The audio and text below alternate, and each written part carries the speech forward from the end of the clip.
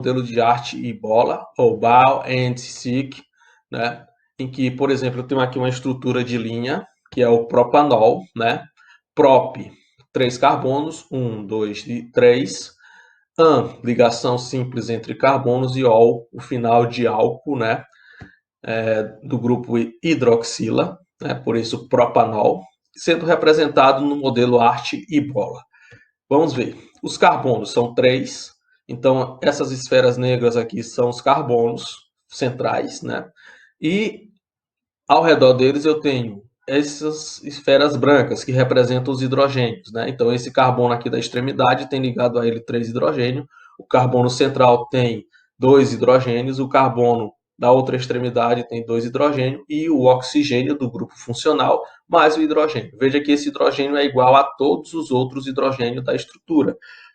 Então, na hora de representar a fórmula molecular, né, eu tenho que colocar todos os elementos que compõem essa estrutura. E essa estrutura ela é composta por 3 átomos de carbono, por isso C3,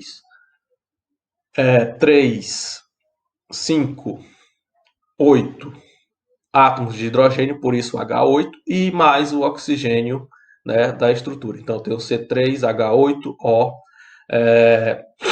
Posso representar o oxigênio antes do carbono? Não, por regra não é bom representar assim, é bom seguir a linguagem química, né, que é mundial.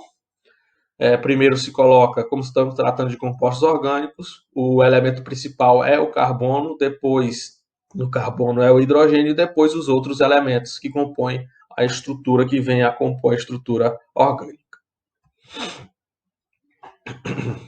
Uma outra forma de representar a estrutura dos compostos orgânicos é a estrutura de pontos, essa mais rara de ser vista nos livros, né, mas pode acontecer, né?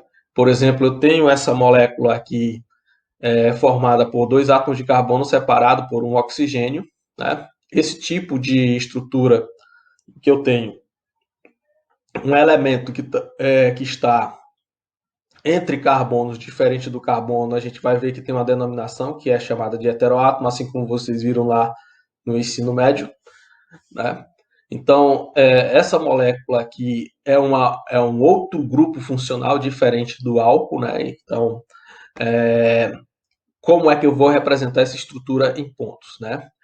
Então, a estrutura de pontos eu represento os elementos, todos os elementos, só que eu vou representar não por traços as ligações, e sim pelos elétrons da camada de valência.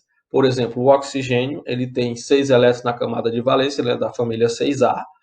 Né? O carbono ele é da família 4A, né? Então ele tem 4 elétrons na camada de valência.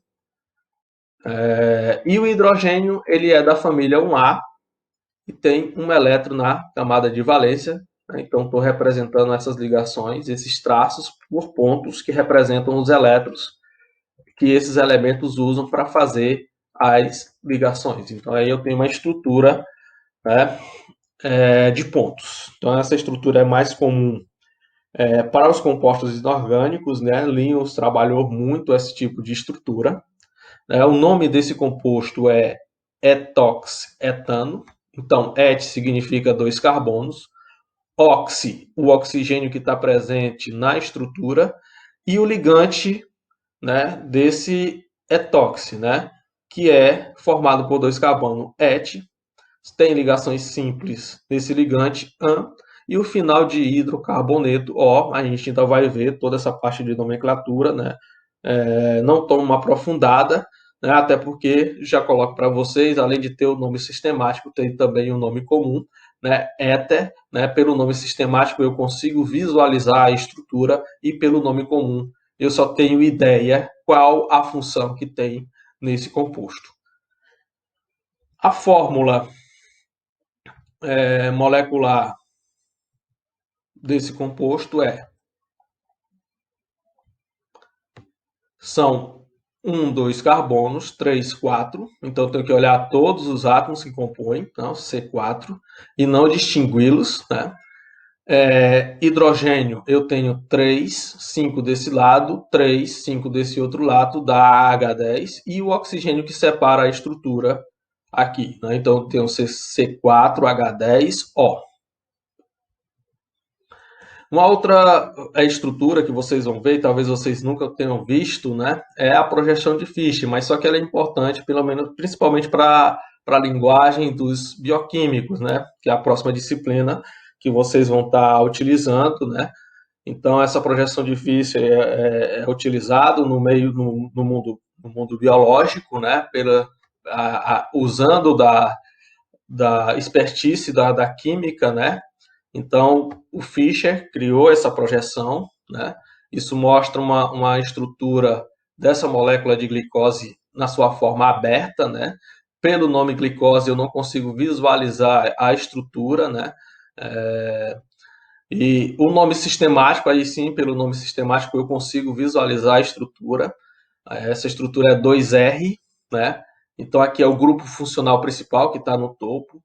E logo após, nesse cruzamento aqui das linhas, eu tenho um átomo de carbono. Em cada cruzamento desse, eu tenho um átomo de carbono. Se aqui é o grupo funcional principal, aqui é o carbono 2.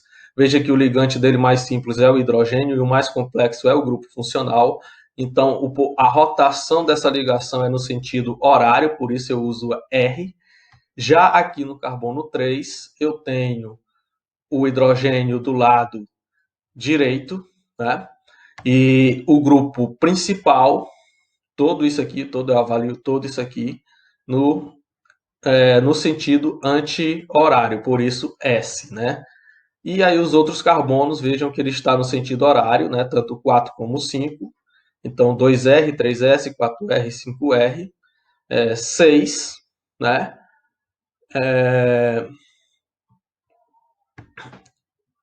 Então, apresenta quantas hidroxilas? 1, 2, 3, 4, 5, né? Então aqui, ó, penta de 5 hidroxi, hex de 6 átomos de carbono, an, porque só tem ligações simples entre os carbonos, e al de terminação de aldeído. Se eu quiser ver essa projeção de Fischer para ter uma ideia melhor de como estão os átomos de carbono, eu visualizo pela estrutura de Kekulé, porque aí eu vou ter uma visão geral de como que esses átomos estão ligados nessa estrutura em projeção de Fischer, né? Então aqui, ó, esse CHO é o C dupla O ligado ao hidrogênio aqui, ó, com uma ligação. Né? Então aqui eu posso visualizar todas as ligações dos elementos, né, e saber como é que é essa disposição na estrutura de Kekulé, vendo sobre o olhar da projeção de Fischer. Aqui deixa claramente, eu tenho 1, 2, 3, 4, 5, 6 carbonos, né? 1, 2, 3, 4, 5 hidroxilas, eu tenho um grupo funcional característico do aldeído. Então vamos lá relembrar, né, a fórmula molecular. Sempre eu estou tocando nesses pontos porque a gente vai precisar muito dessa informação nos próximos capítulos, né, ou nos próximos conteúdos da disciplina. Então a fórmula molecular da glicose então eu já contei o número de carbonos, são 6, o número de hidrogênios é 1, 2, 3, 4, 5, 6, 7, 8, 9, 10, 11, 12, né? Por isso H12. E o número de oxigênio é 1, é 2, é 3, é 4, é 5, é 6. Então, por isso O6. Então, C6H12O6. Vamos relembrar lá o que foi visto lá no ensino médio, né? É importante saber essas cadeias porque, como eu já falei, as cadeias carbônicas elas falam, elas têm informação. Então, ao olhar o tipo de estrutura dessa, você pode inferir sobre determinados sistemas. Então, não é preciso escrever uma página inteira. Então, numa imagem, né, eu consigo ter as informações que eu preciso para tomar as minhas decisões. Né? Então, a cadeia carbônica, né, para que você entenda, é o conjunto de todos os átomos de carbono e de todos os heteroátomos, que são elementos do carbono entre carbono, que constitui a molécula de qualquer composto orgânico. Então, eu tenho com relação à disposição dos átomos de carbono, eu tenho cadeia aberta, que pode ser chamada também de acíclica ou alifática. E qual é a característica? Apresentar pelo menos duas extremidades em nenhum ciclo ou anel.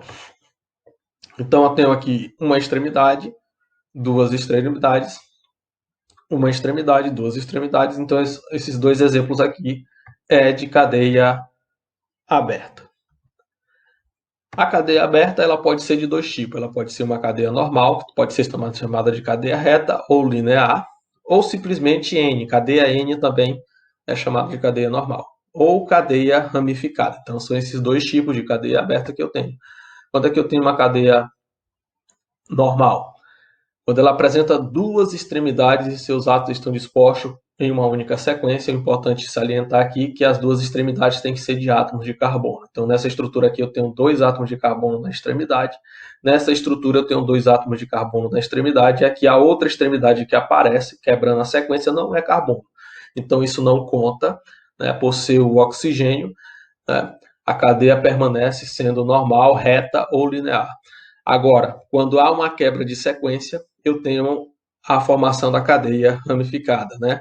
Então apresenta no mínimo três, então é o mínimo, né? Extremidade, e seus átomos não estão dispostos numa única sequência, há uma quebra de sequência, né? Aqui eu tenho uma extremidade, duas extremidades e aqui outra extremidade. Então essa extremidade que quebrou a sequência eu chamo de ramificação, né?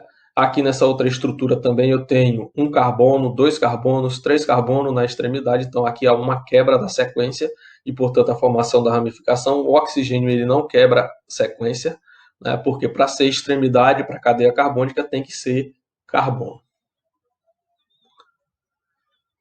Outro tipo de cadeia que é muito utilizado são as cadeias fechadas, também chamadas de cíclicas ou anéis, né? Não apresentam extremidade e os átomos originam um ou mais ciclos ou anéis, né? Esses ciclos eles são representados de forma de estruturas geométricas. É um hexágono, como está sendo representado aqui, né? Veja que aqui tem um elemento diferente do carbono entre carbono, que é o heteroátomo, né? Aqui eu tenho uma estrutura triangular, né, em que o carbono está disposto numa estrutura fechada, né? E essas estruturas hexagonais e triangular também são chamadas de ciclos ou anéis, né? Então essas palavras não podem ser estranhas ao formato da figura geométrica. Uma outra estrutura que eu quero repassar para vocês, né, é uma estrutura em cadeira, né? Isso aqui vocês não viram no ensino médio, né? Vocês vão ver muito agora no ensino superior, né? Esse tipo de estrutura é chamada de estrutura em cadeira, né? Os químicos determinaram por ter maior estabilidade e ela tem várias informações importantes. Por exemplo, esse tipo de ligação mais cheia aqui é essa mesma ligação simples aqui, mas ela tem um significado. Essa outra ligação aqui, achurada também, é a mesma ligação simples, mas ela tem um significado, porque essa estrutura aqui está no plano. Então, quando os químicos colocam essas ligações cheias, significa dizer que esses elementos estão à frente do plano, e quando eu tenho essa ligação achurada, significa dizer que os elementos que estão nessa estrutura estão atrás do plano. O ligante dessa estrutura está atrás do plano, então eu consigo visualizar uma estrutura que está no plano na forma tridimensional, então eu consigo mensurar tamanho, volume dessa estrutura e saber se aquela estrutura ela vai sofrer ou não reação, ou se vai se encaixar ou não numa reação, né? Quando eu tenho essas informações desses átomos, por onde é que vai ser o ataque nessa molécula, né? Então, é muita informação, né, num desenho só.